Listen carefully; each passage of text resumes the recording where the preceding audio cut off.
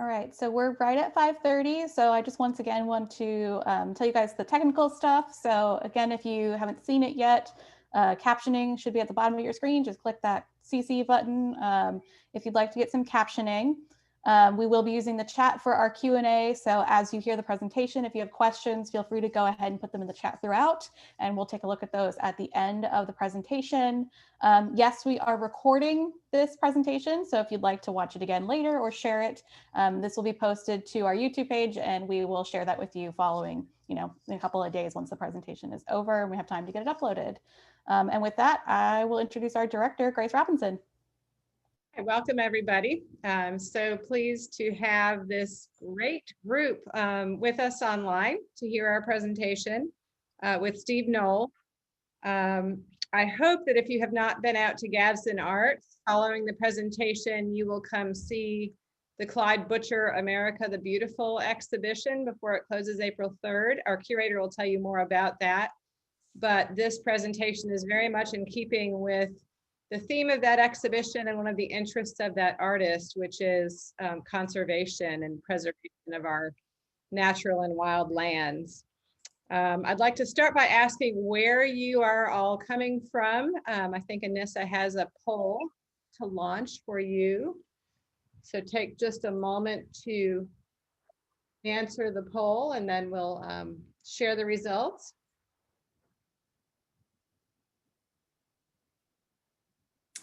Interesting.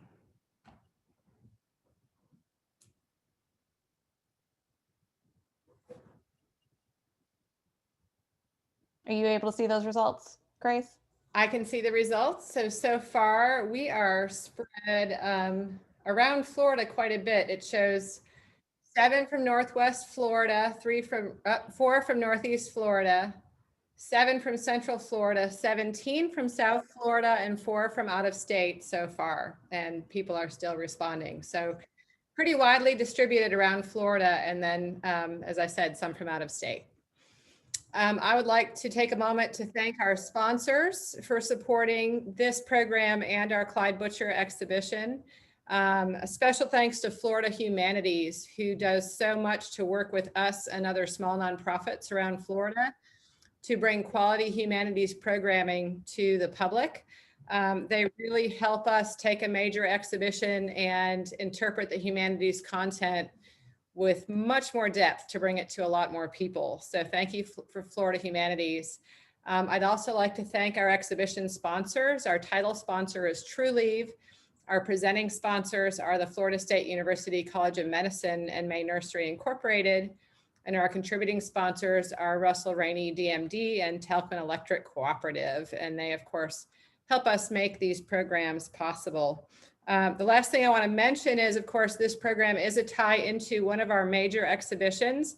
As a nationally accredited museum, Gadsden Arts helps meet a need across our region for national scope, historically and culturally important art museum caliber exhibitions. And so we host 2 or 3 of these a year. And so I hope if you live in this region or if you're traveling through, you will come and see what we have for you.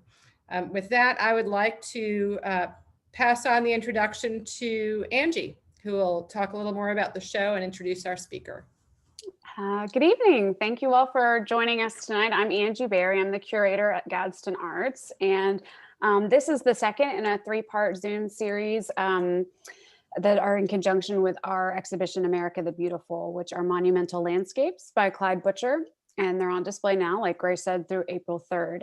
The exhibition features 43 black and white film photographs capturing the essence of our natural spaces and treasured landscapes across the United States. And Clyde Butcher's images really document the changing environment, capturing what's here today and really encouraging us to enjoy the beauty of the wilderness around us.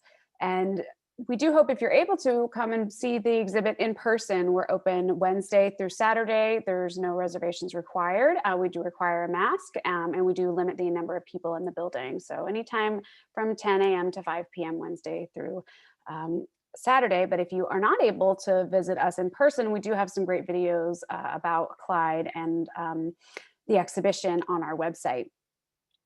We're very excited to hear from Master Lecturer Stephen Noll today, as Clyde Butcher, the artist we have on display, really feels that protecting water is such a major part of conservation and helping keep clean water and create clean water for humans as well as our environment is so incredibly important, especially here in Florida. Today, Dr. Noll is really going to tell us more about Florida's long and difficult relationship with water.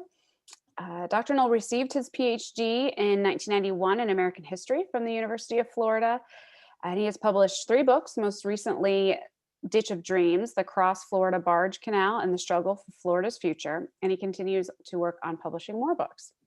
Dr. Noll also teaches courses at UF ranging from history of disability in America, Florida history, Florida environmental history, diversity in American history, and American History Survey. So has quite a breadth of knowledge, and we're excited to welcome Dr. Noll. Okay, thank you so much. I'm going to share my screen. And let's see, can you guys see this? Yes? Okay, we can see this? All right. So I'm very pleased to be here. I am a big fan of Clyde Butcher and his photography. My wife has been to his studio down in Big Cypress. I have been to his exhibitions in museums around the state, and I'm really excited to be a part of this program. It is not just me who is here today. I have brought my friends with me. This is Hugh. This is Hugh Manatee. He is the person, the manatee most associated with Florida Humanities and the programs that we do. And he has been the mascot of our summer programs working with people in Florida Humanities. And this is his younger sister. This is Sunshine, given to me by my students. And she is not only a manatee, she's a gator manatee. So these people will be here to help me. And I assume at some point, my cat, who is sleeping rather sadly right now in a basket, will join us and will attempt to destroy all the wires behind the computer. So if this goes out in the middle, you'll understand why. And it's because of Weasley, my cat. So with that, I'm going to start the presentation. So this is called Florida and Water, and I am a historian and I am an environmental historian. And so this is about Florida's long-term relationship with water. And I like to say that at some point, Florida's relationship with water is that we had too much water and we wanted to get rid of that water so that we could live here on this peninsula. And that has changed to the fact that we've got too little water. And that means that we still need to be able to live within our means on this peninsula. So let's start with, and let's see why we can't move to the next screen. Okay, let's start with Florida and its relationship to water as a geographic entity. Florida has the longest coastline of any state in the contiguous lower 48. Depending on which composition and which numbering system you use, Florida either has 1,300 miles of coastline, or other people say it has up to 5,000 miles of coastline, depending on which measurement you use. Either way, it is profoundly long, and it tells us that Florida and water is among the most important relationships geographically that the state has. So again, different measurements.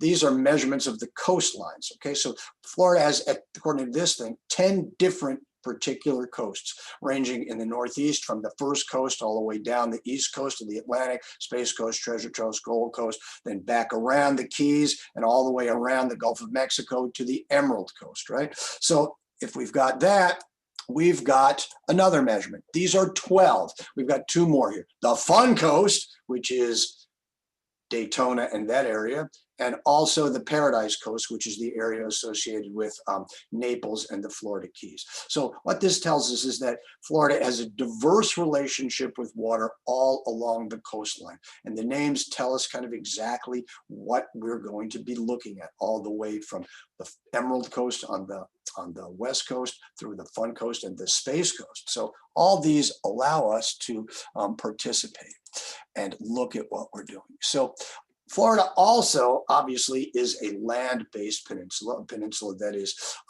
associated with water, but still a land-based peninsula. And we've got lowlands along the coastline. We've got the Central Highlands, which is kind of an oxymoron, considering the highlands of Florida are not exactly high. The highest point on the peninsula of Florida is in Polk County in Lake Wales. It's 160 feet high, right? The highest point on the whole state is in the Panhandle, which is in Walton County, just west of where we are today. 345 feet certainly doesn't allow us to have a significant highlands area, but still those areas and their relationship to water are profoundly important. So while we've got this, we've also got water underneath Florida. And so Florida sits upon this wonderfully high volume of water called the Floridan Aquifer, which provides the fresh water and all other water supplies for the state. And I don't know who's drawing on my screen, but please stop, thank you.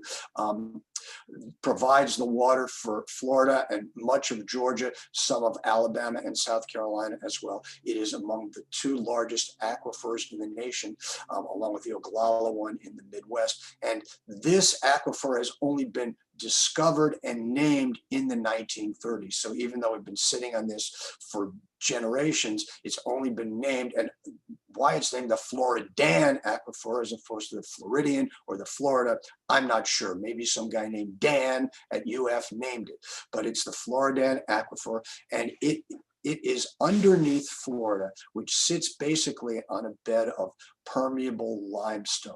So the limestone is this area in which the water can percolate upwards, which makes it beautiful and wonderful when we talk about the springs, but also makes it rather not necessarily easy to protect.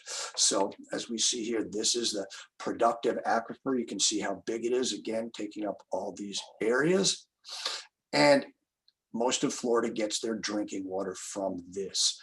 And we are very amenable to saltwater intrusion into this aquifer, as throughout the 20th century and into this century, we see significant saltwater intrusion. So wells have to be dug deeper and deeper into the limestone and into the ground underneath that to access fresh, clean drinking water, as we utilize more and more and intrude it with salt water. And here it is again. You can see what it looks like. The southern part of the state is its own separate aquifer, which is much less amenable to people using it because it's right on the surface and really has significant opportunities for it to be intruded by salt water. And that is a huge problem in the counties of Broward, Dade, and Monroe County in South Florida. You can see them here. No potable water, which means you have to drill deeper here. And thank you guys for putting the closed captioning on the screen. I do teach disability history, so it's nice to have that right there. This is the Biscayne Aquifer. You can see where it is. You can see how close it is to the water right there, right? The water of the Atlantic, the water of Florida Bay at the south part of the state, and the water of the Gulf of Mexico on the west part. In the center of the state, we have what's called the Florida scrub. And Florida's relationship to water is that Florida Peninsula has been expanding and contracting for thousands of years. There was a time in which Florida was incredibly wide, that the coastline of Florida stretched almost 150 miles westward into the Gulf of Mexico. There were times when Florida has also contracted and the peninsula was basically a pencil all the way down, where Gainesville was at some point waterfront property. We may be getting there in the future. We'll talk about that. But this area in the center part of the state, the Florida scrub, is the remains of when Florida was a very narrow peninsula, and this sandy area was beachfront property. And this is an area in which there's not much water. You have to go deep into the state underneath to get into the Florida aquifer. It is an area in which plants do not grow very high. We have plants stunted in their growth, and you can see from the map that it's in the basic center part of the state along what's called the Central Florida Ridge, stretching all the way from down in Highlands County up to that big swath of land in Marion County, which is the largest extant vision area of scrubland in the world, and it is protected by the Ocala National Forest. That's this area kind of right here, okay? So this area is very different from much of Florida, which has, for generations that had too much water. The scrub area has too little water, okay? And the area that has too much water is an area of South Florida called the Everglades, which today we know as the River of Grass. But for much of Florida's relationship with humans, it was known as a giant swamp, which is a misnomer. And we think about the Everglades, we think about this area that is associated with the far reaches of the Florida Peninsula, down in Dade County, down in Monroe County, just north of Cape Sable and Florida Bay. But the Everglades as an ecosystem reaches all the way into Central Florida. In fact, it actually starts just around where Disney World is. So this Everglades, much of Florida's peninsula is this area called the Everglades, which is a series of different ecosystems. It is at some point this large, shallow, wide river of grass, but there are also swamplands associated with what's called the Big Cypress. And it is a land that for much of the 20th century was uninhabitable by white Europeans associated with Florida. The Native American indigenous Seminoles were pushed down into the Everglades and made their home there after being pushed out of areas associated with Tallahassee, then Gainesville, then even further in south of the Great Lake, which is called Lake Okeechobee. So this area is an area that is full of water, and our eyes light up with opportunity to drain this water and make it habitable for humans. Okay, humans meaning white humans, meaning European humans. So the Everglades this is what it looks like, and it is at some point maybe 2 to 3 feet above sea level. So it is very vulnerable to flooding. It is very vulnerable to sea level rise, and those areas of high habitation, those are called hammocks. Those are areas in larger ones where Seminole Indians live, and they are above 6 feet, 7 feet above sea level. And the Everglades, tiny differentiations make big differences. So they are only 6 feet above the land, but the ecosystems are very different than the sawgrass, which makes up much of the river of grass that you see in the foreground, okay? And this is areas in which the Native Americans made their homes. And while the Everglades are this slow, wide river, we have on the coastline, we have mangroves. And what we're talking about here is Florida's natural environment before human habitation. And mangroves exist in areas of warm water with certain salinity. And up until the mid-1960s, mangroves were located basically in the southern part of the state. But because of sea level rise and global warming, temperatures are rising of water, salinity patterns are changing, and mangroves, these are red mangroves, and they are on the rise, on the move, moving further north. Now mangroves exist into Levy County, which is mid-coast north of St. Pete on the west coast of Florida. And if you ever go to Cedar Key, which is this wonderful little town on the Gulf Coast, about 60 miles west of Gainesville, and you go to the back part away from looking towards the Gulf, you would have seen sawgrass up until the 1960s. Now all you see are mangroves. So Florida is a constantly changing ecosystem, exacerbated by human interaction, but certainly not a static ecosystem in itself. So these guys are on the move. And another part of Florida's water-related ecosystems are the giant cypress swamps, which exist both along the coastlines and in the interior of Florida as well. And so the largest cypress in the world, largest pond cypress, also known as a bald cypress, was this tree called the Senator. Established as a park in the 19-teens. President Coolidge goes and visits this in 1921. It is in Seminole County, in interior Florida, in a cypress swamp. Tragically, this tree was destroyed by fire in 2012, not by a lightning strike, but by some tourist who came in there, lit a fire, and the tree was destroyed.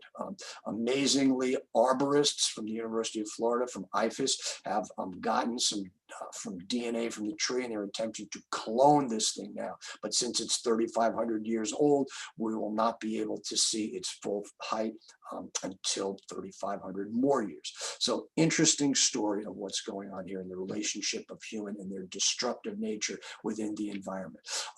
Rivers are an important part of Florida's relationship to water. We don't think of Florida as a state associated with rivers. Generally, we think of it associated with springs or the ocean and the Gulf of Mexico. But before there were roads, before there were railroads, throughout much of the 19th century, the only way to get into interior Florida is by way of the rivers, particularly the St. Johns in the peninsula of Florida, which enters into the Atlantic Ocean at Jacksonville, and the Apalachicola River, which leads into Apalachicola Bay into in the Panhandle region. So these are the main areas that people can get into Florida before roads, before railroads. The Swanee, which is the river associated with Florida's state song, really isn't utilized because it goes nowhere. It goes into interior Georgia, into the Okefenokee Swamp. So it is not necessarily a river that is used like the Apalachicola and the St. Johns for people to travel on. These are rivers in interior Florida. You can see sandy rivers. You can see the river in the lower right-hand corner. This is the Ocklawaha, among the most scenic and natural rivers within Florida, and the site still today of dispute over a dam which blocks its complete natural flow. Though these rivers start in places like Lake Lanier in Georgia, or the Okefenokee Swamp in Georgia as well. Many of these rivers are moved by larger amounts of water coming from natural springs. And when we talk about areas associated with springs, north, central, and northern Florida is the largest conglomeration of natural first magnitude springs in the world. And Gainesville, one of the great attractions of living in areas around Gainesville is seeing these springs. First magnitude springs are strong. Dr. Noll, can I interrupt you for 1 second? Sure. I figured out how you're able to remove those little lines on there. Okay. You should be able to go to more and then disable annotations so we can remove those lines. Oh, only you can do it. I was trying to see if I could, but only you can as the presenter. Okay, I just did that. I don't know if you can also clear them from that. I could probably do something. Is that such a pain in the behind that? A couple of folks have mentioned that it is distracting. I totally understand. If you're the person who annotated, you might be able to erase it if you know that it was you. Unfortunately, only the person presenting can change it. Otherwise, I would erase it. I cannot erase that. Can you stop presenting for 1 second and then re-present for us? Try that. You want me to stop share? Yeah, go ahead and stop the share and then try it again. And hopefully that'll refresh it. And now you can make sure when you go in, disable the annotation setting. All right, there we go. All right, and now I think I have disabled it. So perfect. Thank you. I'm sorry to interrupt you. Oh, it's not a problem. And whoever did that, you'll be failing my class in the morning. So these springs First magnitude springs are the largest springs, and my cat is right here, so you'll be hearing him. First magnitude springs are the largest springs in the world, and to tell you just how much water they gush out of the Biscayne Aquifer, they come out of the porous limestone. First magnitude springs produce 64 million gallons of water a day. And there are 33 of these first magnitude springs in Florida. And when you talk about Gainesville and the craft brewery industry, the largest craft brewery in Gainesville is called First Magnitude in honor of these wonderful springs that provide so much opportunity for recreation and our drinking water in this area of the state. So I will try to move this. This is the largest first magnitude spring in the Panhandle. This is Wakulla Springs, just east and south of where you guys are in Gadsden County. This is in Wakulla County. It is a state park as well. And this is Silver Springs, the largest first magnitude spring in Florida and among the largest in the world. For years, it was Florida's largest tourist attraction with Disney and all those other associated theme parks. It lost significant income, was going under. The state bought it in the past 10 years, and it is now Silver Spring State Park, which is just a wonderful attraction within the state. These are some smaller springs around north central Florida. This is Okeechobee Springs, which flows into the Santa Fe River, which then flows into the Suwannee River. So all that water will eventually go into larger rivers in the state. This is Devil's Den in Levy County. This is this kind of underground spring which percolates up, an incredible place to go and visit. And when visitors come to Florida, this is not exactly what they expect, but it is an amazing entryway basically into the Floridan aquifer. So when we think, however, about Florida and water, we think about Florida and the beach. We think about Atlantic beaches, we think about Gulf Coast beaches, we think about Panhandle beaches, and most of those beaches are located on barrier islands, which are not permanent. They are always shifting, always changing. Water currents, hurricanes, large winter storms always are reshaping how these islands both protect and support Florida humanity, right? And this is an island off the lower west coast, the southwest coast of Florida, just north of Sanibel, which has been reshaped dramatically in the past 10 years by the hurricanes that have come through the state. So the interesting thing is we love barrier islands because the beach is there and we love to live on them, but they are not necessarily good places to live because they're always being reshaped by natural forces. The last thing that we're going to look at as far as Florida's environment before we get into Florida's relationship with water and people are the only state in the union that has, besides Hawaii, only continental state that has existing coral reefs. And they are in the far south regions of Florida, in Dade and Monroe County, along the areas of the Florida Keys and even westward into the Dry Tortugas and the national park that's there, Dry Tortugas. So you can see what this looks like. These are extraordinarily fragile ecosystems and environments and very susceptible to human destruction, as we will see later. You can see just where they go up to, right where that BFZ, that's the zone of which how far north these reefs go. And certainly that reef experience is moving further south as reefs are being destroyed by human interaction. So this is Florida on the verge of European contact. This is what it supposedly looked like on a map drawn by Spanish explorers in the 16th century. And when we talk about human interaction and its changes of Florida, at some point we don't necessarily look at Native American interaction because we assume the natives treaded lightly on the land. That is not necessarily true, particularly in Southwest Florida. Calusa did an amazing job of developing canals and systems to move within their waterine environment. And throughout much of Peninsula and also Panhandle, Florida, Native Americans used fire to clear brush and allow for easier access to hunting of deer. But their relationship to changing the environment pales before that of European interaction. So we're going to start certainly with this. This is Ponce de Leon, who comes to Florida in 1513, and everybody knows, and the story is apocryphal, so we're not sure whether it happens, but everybody knows he comes here looking for the fountain of youth, right? And certainly that is associated with water. So when we talk about Europeans coming here at some level, it's about water right from the beginning.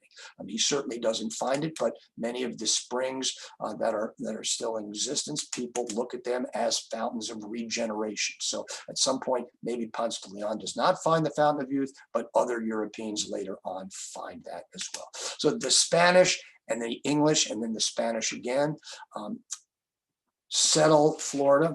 And their relationship with the state at this point, with the area of Florida, not yet the state, is rather not heavy. They don't, there's very few Europeans here. And finally, Florida becomes part of the United States in 1821, becoming a state in 1845. And understand that into the 1920s, Florida has the smallest population of any state in the South. Florida has fewer number of people than Arkansas, for God's sake, right?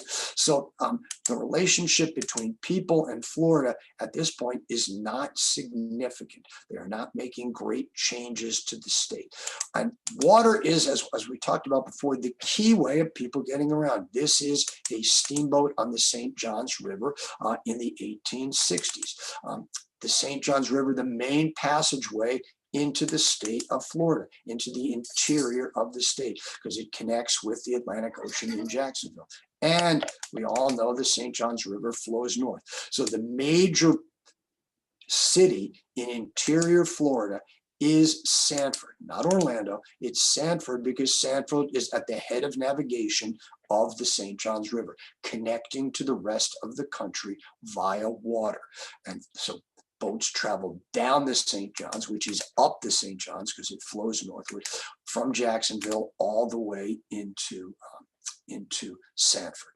And water then provides the passageways into the state before roads, before railroads. And it also provides opportunities for Florida tourism. Before Disney, before SeaWorld, before Busch Gardens, Florida tourism is about the natural environment. And the natural environment is all about water. So when we talk about the key to Florida's tourist industry into the 1960s, is all about water. It's all about the natural environment. It's about Silver Springs. And Silver Springs today is associated with Ocala, but throughout much of its existence, it was associated with Palatka, because Palatka is on the St. Johns, and boats would travel from Palatka on the St. Johns, on the Ocklawaha, which is fed by Silver Springs. So Silver Springs associated with the water, associated with the rivers, associated with tourism. And when people talk about Florida tourism, they talked about these rivers. They talked about these springs. Glass bottom boat invented in Silver Springs in 1879, so that people could glide over the springs and look down and see this majestic water world underneath them. Things changed dramatically in 1881. The state of Florida is broke. Okay, the state of Florida is broke. What it's got that's valuable is land, but land that is not necessarily suitable for human habitation. And in 1881, Hamilton Diston buys $4 million of Florida land in the interior that he is going to dredge and drain and make it habitable for people. Okay, 4 million acres.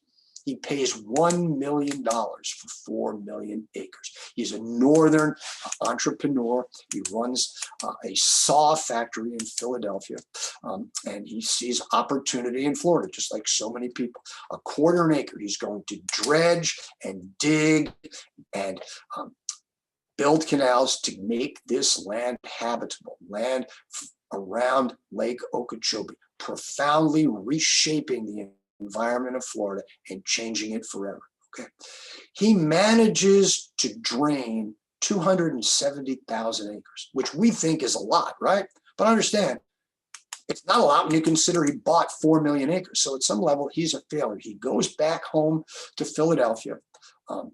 In the 1890s, there's a huge depression. In 1896, he ends up dead in his bathtub. And there's still debate. See, this is all about water. So he's got the bathtub, right? He's got the bathtub. So there's questions about whether he actually killed himself in the bathtub. That makes a great story. Here's a guy, a failure in Florida, goes north and blows himself away, right? But people don't learn from his failure, right? They don't learn from his failure. They assume he failed because he didn't do a good enough job. So in 1905, the new governor of Florida, the greatly named Napoleon Bonaparte Broward, he comes to office on his platform of draining the Everglades. And he is going to build, not by himself, but he is going to build canals from Lake Okeechobee to the east coast of Florida, the St. Lucie Canal, the New River Canal, the Miami Canal. And this is going to change the drainage patterns of Lake Okeechobee, okay? Once again, he doesn't succeed, but he does succeed in opening up opportunity. And again, one of the great ways of looking at all sorts of Florida history, or history in general in the 20th century, or even the 19th century, is through political cartoons. This is a great cartoon, right? You may have these if you drain them and develop them, because they are, according to what people think, wasteland, right? Land that needs, the water needs to be removed for people to live there. So, there's another one. We're going to build a new harbor down in Broward County, named after the man who attempted to drain the Everglades. And the opportunity to do this exists past Broward into the 19-teens, into the 1920s, into the 1930s. Reclaiming the Everglades, turning them into productive land. That's a great term, productive, as opposed to the wasteland that it is assumed then. And we're going to ditch and drain, and you can see draining soil ready for planting in the lower right hand corner. And this is, I think, the best slide of all, basically for the line it has. Come on down to Florida, because there's manless land. There's lots of land where people don't live on.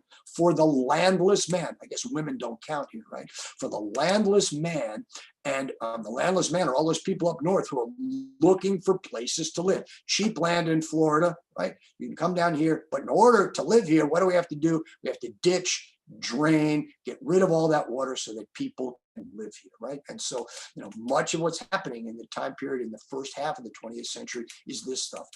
Now, many people here are old enough to recognize these things as Rube Goldberg type contraptions, these dredges and barges designed to get the water out and build and allow land to be reclaimed in the Everglades, and particularly around Lake Okeechobee, because Lake Okeechobee is flooding, and we'll see what happens later when it floods in 1928. Or build a dike around this lake so the water doesn't flow. And what that does is it stops the natural flow from Lake Okeechobee into the Everglades.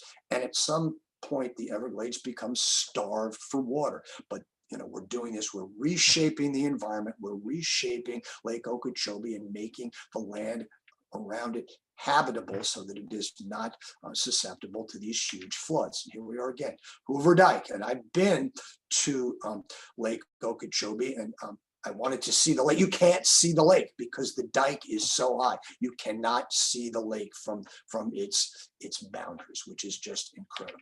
Now, again, here's more, right? Dredges, barges into the 1930s. They're doing this, right? And again, on the coastline by the 1960s, we are developing land, and the land, reshaping it, dredging it, and giving it so that people can live here, and people can have what? What do people want in Florida more than anything else? Waterfront property.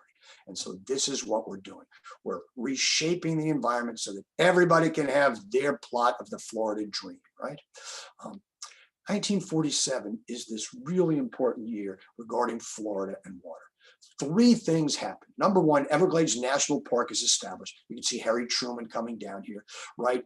And you can see Everglades National Park, it's only a very small part of this large Florida Everglades ecosystem. In fact, the man most associated with wanting to start Everglades National Park, a man named Ernest Coe, refuses to go to this dedication because he thinks the park is not big enough. We're only establishing it for a very small part. That's not going to allow the Everglades to be able to thrive, as we only have part of it protected. Okay. The other thing that happens is Marjorie Stoneman Douglas, this newspaper reporter for the Miami Herald, writes a book called Everglades River of Grass that reshapes profoundly our vision of what this place is. It's no longer considered a swamp. It is a slow, wide river flowing out of Lake Okeechobee down to Cape Sable and Florida Bay. And, it's a wonderful book. The first chapter and the last chapter are profoundly amazing. The middle of it, not great, but the first chapter, unbelievable. The last chapter, amazing. And she says, there is no place in the world like the Everglades, and we need to save it. But 1947 is also this incredible flood. We have not yet tamed the Everglades. And this picture is known colloquial as the crying cow. And this is published by the Everglades Drainage District in 1947. And it shows just the danger that flooding can have to Florida and to Florida agriculture and to people living in the Everglades region. And so what are we going to do? Well, we are going to build on the ideas of Diston. We're going to build on the ideas of Broward, and we're going to actually do it. We're going to complete their vision. And it's going to be completed by the Army Corps of Engineers in this gigantic project, which will last from 1947 into the 1970s, called the Central and Southern Florida Project. And now we've got better machinery, we've got better engineers, and we've got tons of money because the federal government is going to be involved in this. And, what are we going to do after World War II? We whatever we can. This is America, the high tide of American liberalism. What can we do? Anything we want. We can put a man on the moon, right? Hell with putting a man on the moon. We can reshape South Florida and make it livable for millions of people. And that's what this project does. It takes the ideas of Diston, it takes the ideas of Broward, and it actually puts them into practice. And because, guess what? Because water is the problem. There's too much water. Water is the problem. And this is from the Laws of Florida. This is just one of the great statements. Water is not a friend. Water is the enemy, right? Not just the enemy, a common enemy, an enemy of everybody. And so we've got to fight against water, and we've got to beat water. And how do we beat water? By channeling it, by draining it, by dredging it, by turning South Florida into a managed ecosystem. And this is what we're going to do. We're going to reshape the flow of the Everglades. Water normally flows southward, right? The picture on the left-hand side. We're going to shape it. We're going to put it westward through the Caloosahatchee, changing this river into something much wider and deeper through the St. Lucie and through these huge canals. And we're going to change the entire deal of the Everglades. We're going to put this area just south of the Everglades. We're going to make it into a giant Everglades agricultural area. The Army Corps of Engineers are very good on terrible acronyms. So this is just going to be called EAA, Everglades Agricultural Area. We're going to reshape it entirely through stuff like this. And if you ever drive on the turnpike south of Orlando near Yeehaw Junction, right, you see this stuff all there. This is reshaping South Florida, moving the water where we want it to go so that people can live there. Here is some more current pictures of what the Central and South Florida Flood Control District does. Large structures, small structures, canals, dikes, dams, levees, putting the water into places where we want it to go and allowing people to live there, right?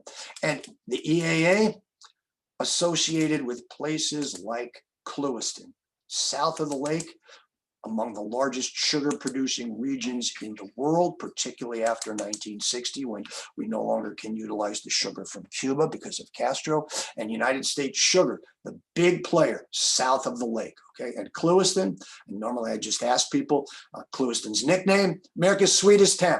And it's sweet its town is sweet because it is unreclaimed land from the Everglades, this muck land, this incredibly rich soil, which usually is refertilized every year by large floods from the lake. No longer can be there, but this land is amazingly fertile and produces all this, much of America's winter vegetable crop, and most of America's sugar comes from this Everglades agricultural area, unreclaimed land from the Army Corps of Engineers. And also, these are houses deep into the Everglades on the east side. This is Dade County moving westward into the Everglades. And you can see everybody's got what?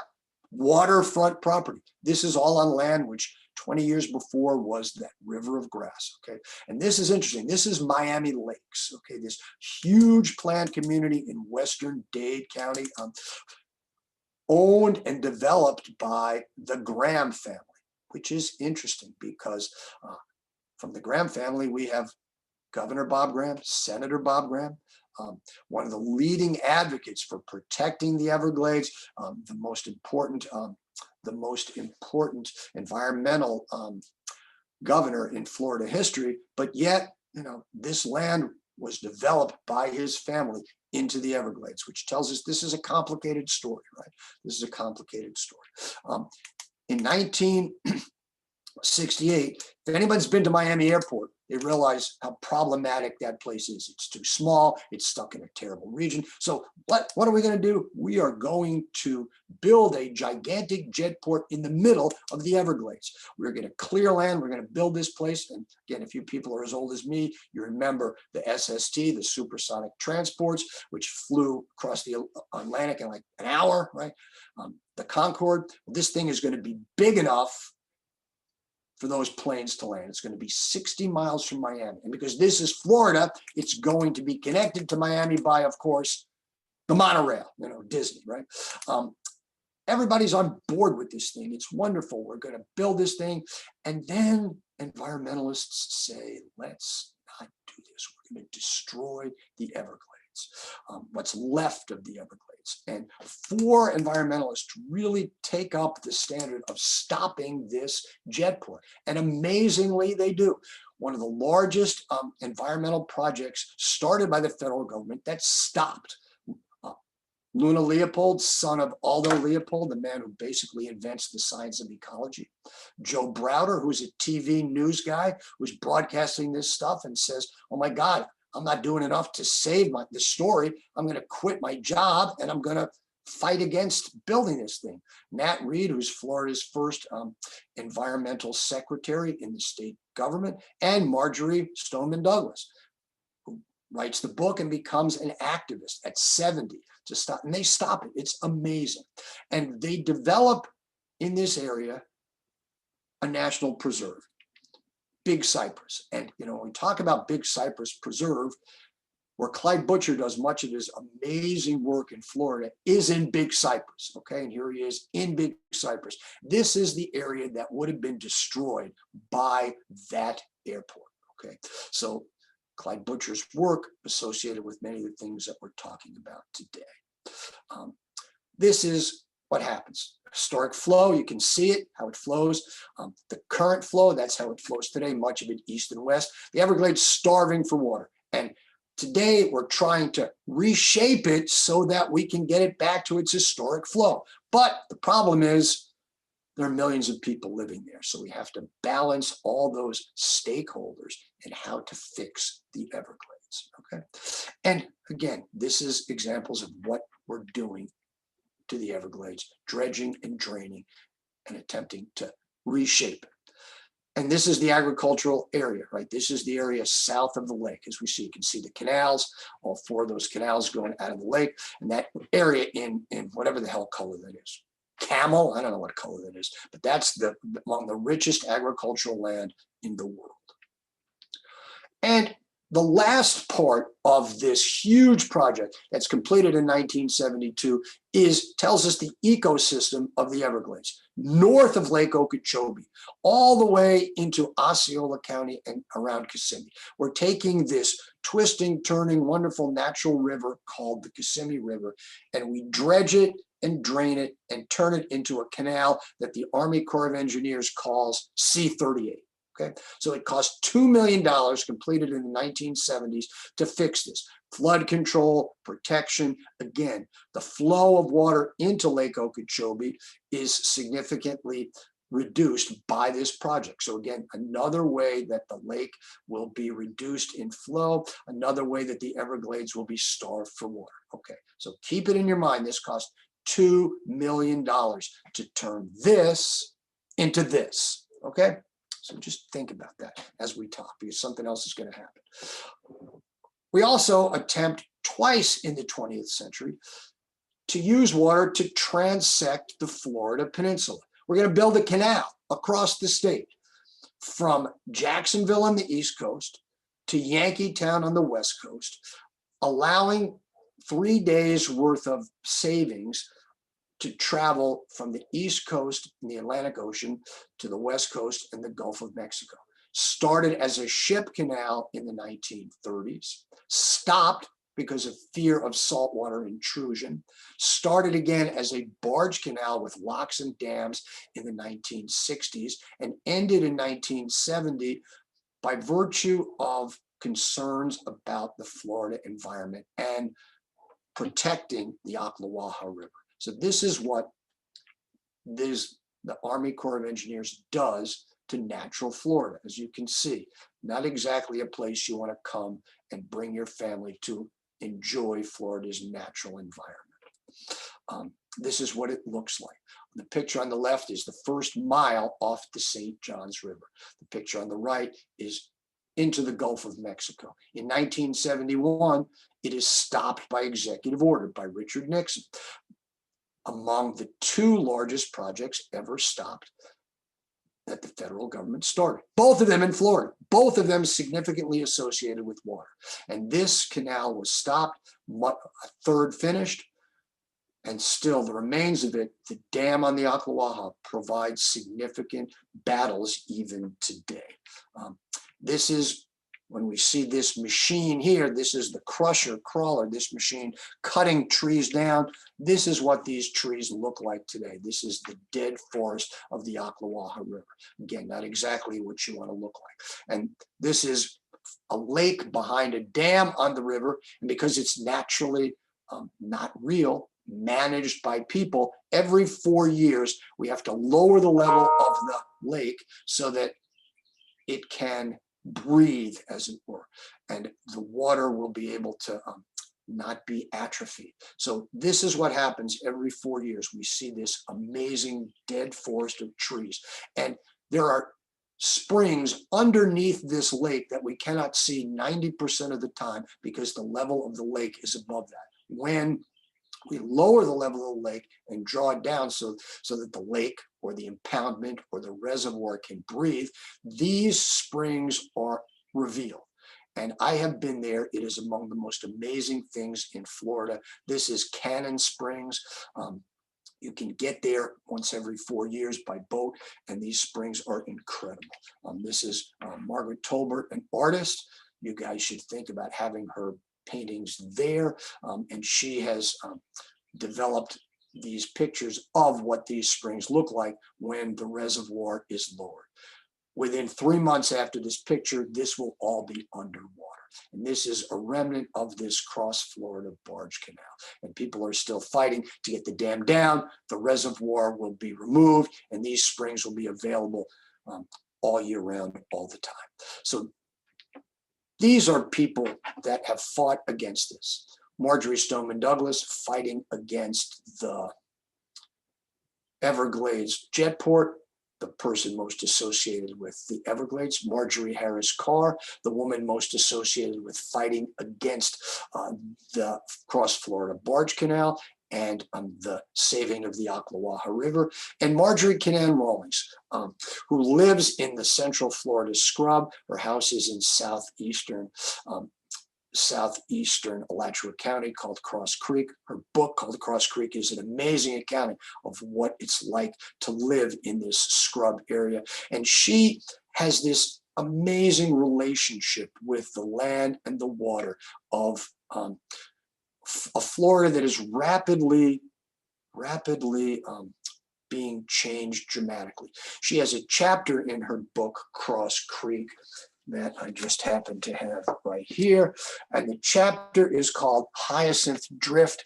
And Marjorie and another woman in the 1930s take a boat trip on the St. John's and the Ocklawaha from where it starts all the way up to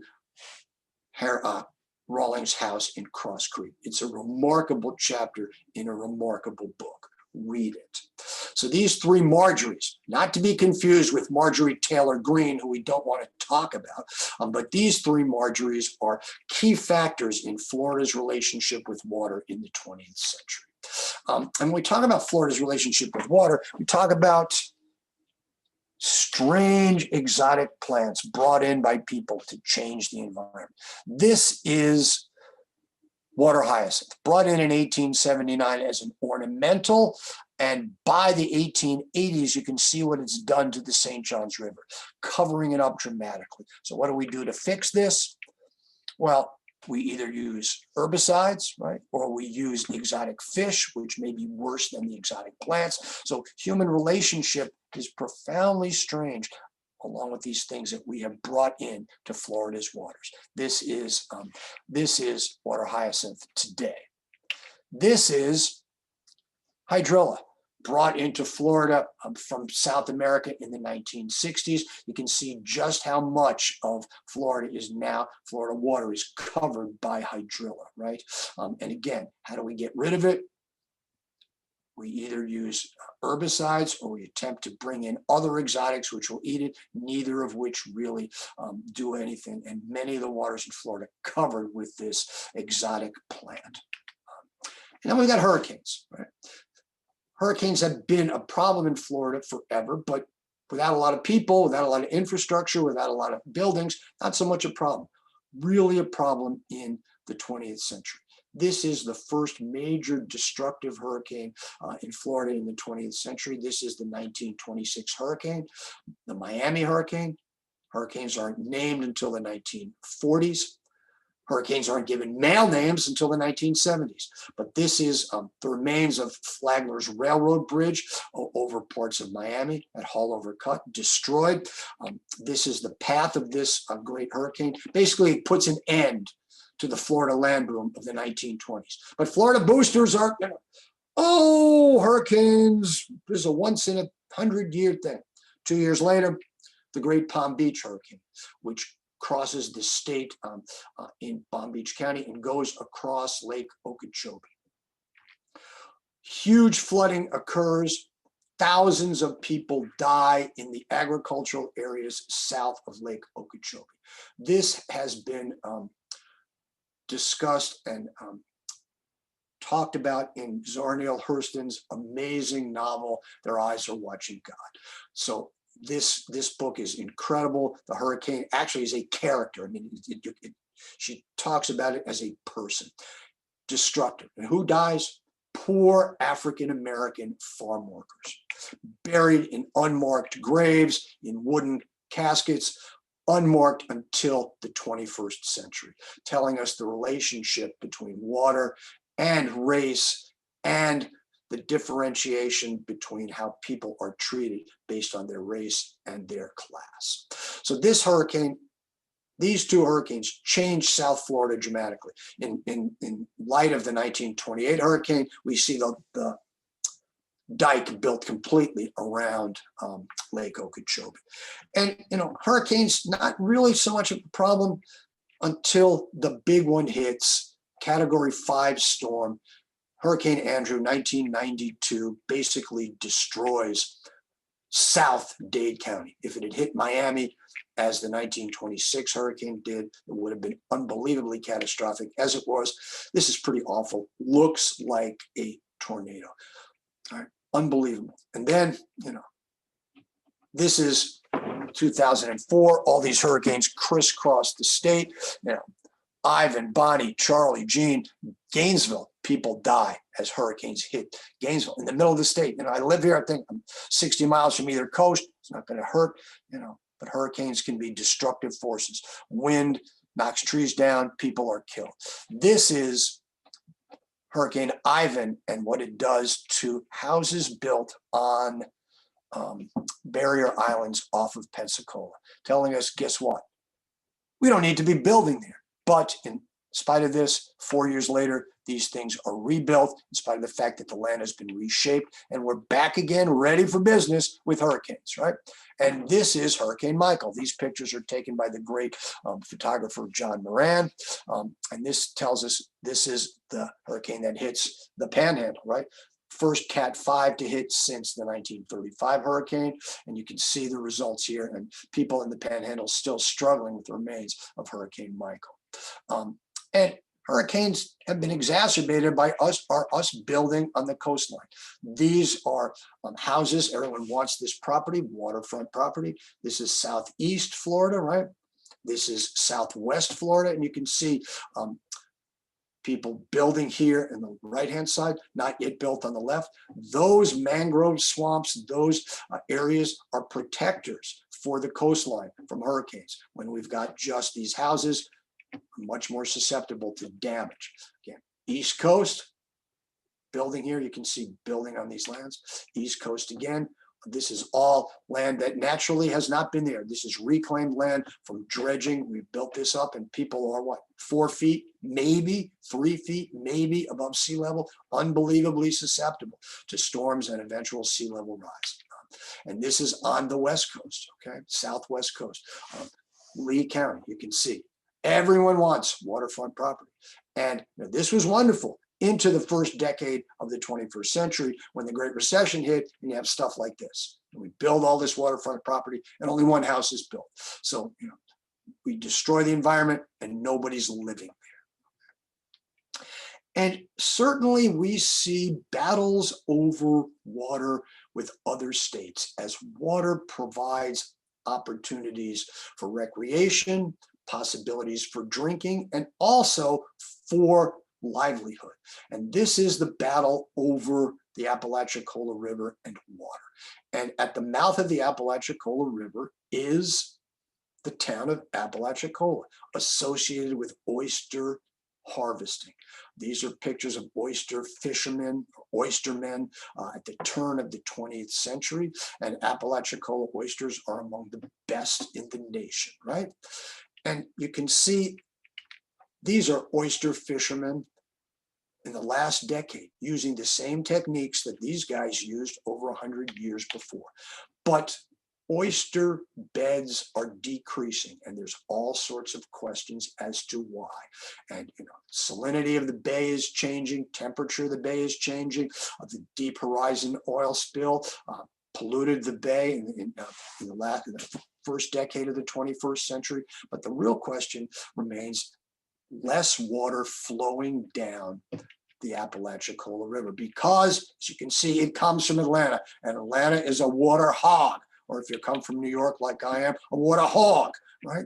And because of that, the flow of the Apalachicola is decreasing. Because of that, the salinity levels are changing, and the oyster fisheries, oyster beds are decreasing. So what do we do as good Americans? Well, we sue. And this goes to court, and it is still in court. In fact, when I redid this PowerPoint, this I put in yesterday because it's in court right now. Supreme Court to hear the case. Georgia says, who the hell cares about 500 oystermen in the small town of Apalachicola? We need water for the burgeoning Atlanta metro area of 4 million, 5 million people. So it's at the Supreme Court, and depending on who wins is the livelihood of the Apalachicola oystermen. And certainly the oyster beds have been closed by state order this year to hopefully allow them to regenerate so that there will be oyster beds there in the future. But again, it's up to the courts, right? And springs are under attack for a variety of reasons: overbuilding, over drainage, and certainly overuse, right? And this is John Moran, 2 pictures taken less than 10 years apart. You can see the degradation of the springs. There's 2 things happening. Flow is decreasing. Silver Springs flow is decreased by over 40% in the past 25 years, and also that they are being polluted. This is a clear spring. You can see not clear anymore. Right? This is, again, John Moran. And again, the differentiation, politics matter, right? Rick Scott, not so concerned. Ron DeSantis, not necessarily concerned. Askew, yes, you can see the difference. And this is flow level. This is White Springs. This was on the Swanee River, 1900, this incredible resort community, right? Built on here. People came here both to recreate and also for health reasons. This is what it looked like 10 years ago. This is what it looks like today. Flow decreased by almost 100%. Not flowing almost at all. And some springs, Kissingen Springs in Central Florida, in Polk County, completely dried up, okay? Completely dried up. Bottled water. We're taking significant amount of water out of the Florida aquifer so that we can have our thirst for water sated. And certainly huge concerns about that with taking water out of the springs. And again, this week, to tell you how current this is from 2 days ago. Nestle, which owns spring water like Zephyr Hill spring water, put in an application to take over 1 million gallons of water out of Ginny Springs on the Santa Fe River a day. 4-hour hearing, over 70 people spoke, only 3 people spoke in front of it. The Swanee River Water Management District approved the permit to have Nestle take this water out. And the assumption is flow of these springs will be significantly reduced along the river because of that. And certainly when we talk about the Florida Keys, you can see just what's happening with Florida key loss, dependent upon all sorts of human interaction. This is completely related to human interaction of all sorts. And by 2040, the assumption is all the coral reefs on the Keys, except for the dry tortugas, will be gone. And then there's the Everglades. What are we going to do to fix it? Well, we're going to manage it even better. And this map over here, I can't even begin to explain what it is. But by the 1990s, the Everglades were dying, and we're going to fix it by remanaging it and have a thing called CERP, Comprehensive Everglades Restoration Plan. And we're going to fix it by having the Army Corps of Engineers manage it even more so. And again, the stakeholders, there's agriculture, there's the park, there's tourists, there's the millions of people who live on the East Coast and the West Coast, and there's the Native Americans who live in the interior, right? And so, this is, I'll just keep quiet and let you look at this thing, because Big Sugar's a big player, right? And then there's a success story. $2 million to do this, to channelize and straighten the Kissimmee and turn it into C-38. $2 billion as part of Everglades restoration to dam it, dredge it, and turn it back to its natural state. Amazing. So we fixed it. Now we're fixing it back, and it's turned back to this amazing place. And it is, in a time period in which environmental success stories are not very common, this is one that's incredible. The river has been unchannelized, turned back to its natural flow, and nature has recovered this area here remarkably.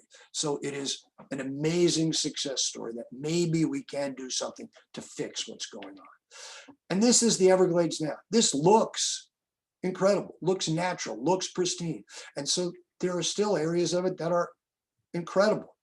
You go down there, and I take my students to the springs. I've taken students to the Everglades, and they say, oh my God, this is incredible. And I said, yeah, you should have seen what it looked like 15 years ago, right?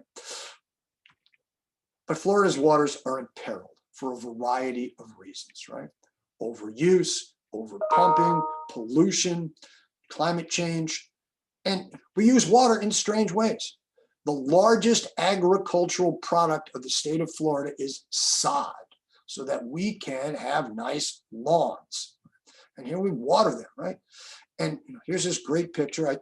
I had this thing made, and then I don't go on campus, but this is one from, here's University of Florida watering their lawns in the middle of a rainstorm, okay? So go UF, go Gators, right? Go Gators. I don't think UF wants to see this, right? And then also, you know, we water our golf courses, so they're beautiful. Right? Number of golf courses is being reduced, but you know, we have to have them lush and green so they look beautiful. The biggest use of water in Florida is not home use. It's not drinking water. It's not water lawns. It's agriculture.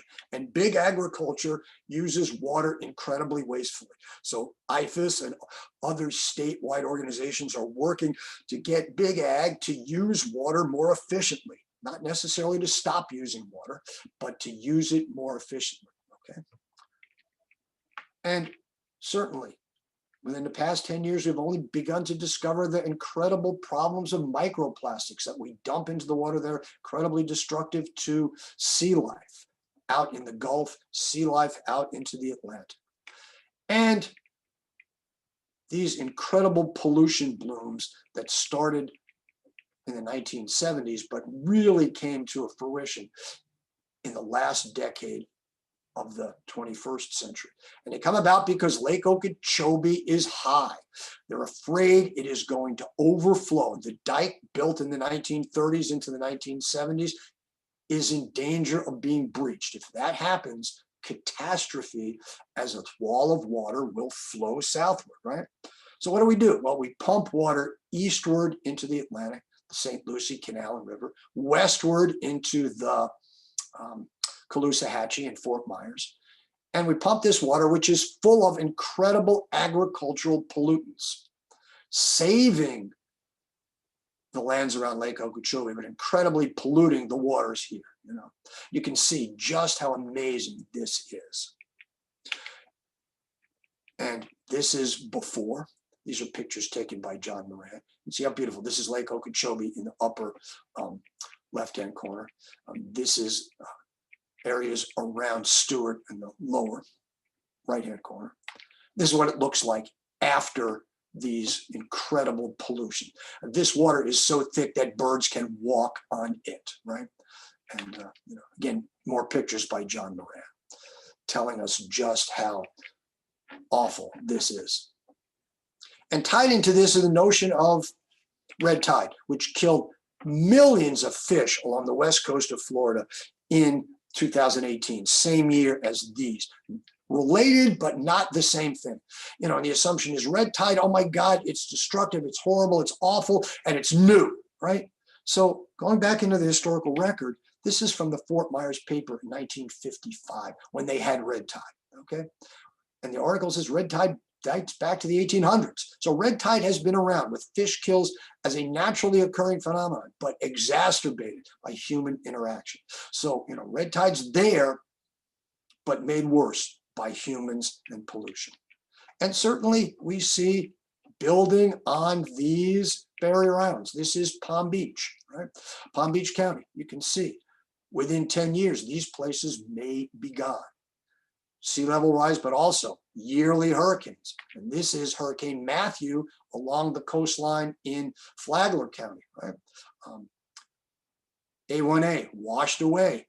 And what's happened, you know, these places look like they're not going to be back. They're rebuilt. U.S. flood insurance allows it because people want